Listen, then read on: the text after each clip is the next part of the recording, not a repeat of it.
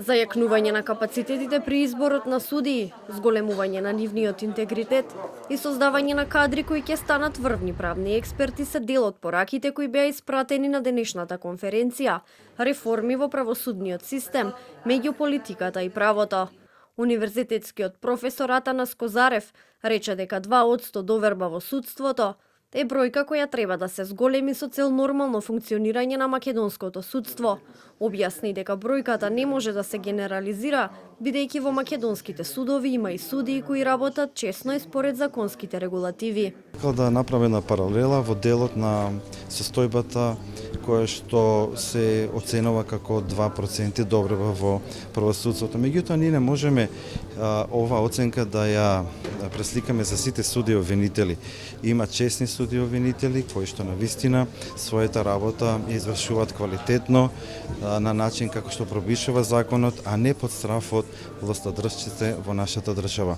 Од тука сметам дека мора се зајакнат капацитетите, критериумите при избор на судии, да се јакне интегритетот на судиите, а ние како академска заедница да создаваме кадри кои што во суштина ќе бидат врвни правни експерти.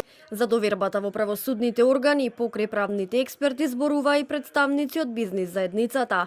Благоја Механџиски рече дека се додека власта го контролира судството, високата бројка за недоверба нема да се промени. Јас сум еден од тие од 98% кои не му веруваат на судството. Ние денес имаме расо судство. Ние имаме држава која го контролира судството и затоа не може да дојде крај на ово да ја зголемиме бројката од 98 кои не им веруваат.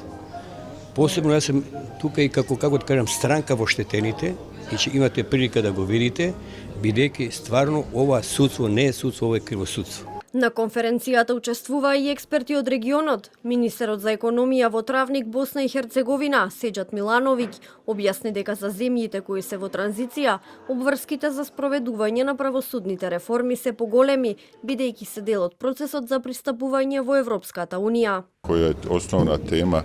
Основната тема е реформи на правосудниот систем. Ние знаеме дека и Македонија и Босна и Херцеговина се земји кои се во транзиција и имаат обврска во однос на преговорите за пристапување во ЕУ да направат реформи во законодавството. Тие реформи се актуелни и во Босна и Херцеговина и во Македонија и во наредните неколку години во текот на преговорите за пристапување во ЕУ ќе исполниме одредени реформски агенди. На денешната меѓународна конференција се зборуваше и за зајакнување на академската заедница и во Македонија, но и во Босна и Херцеговина со цел подобрување на правосудството во двете држави.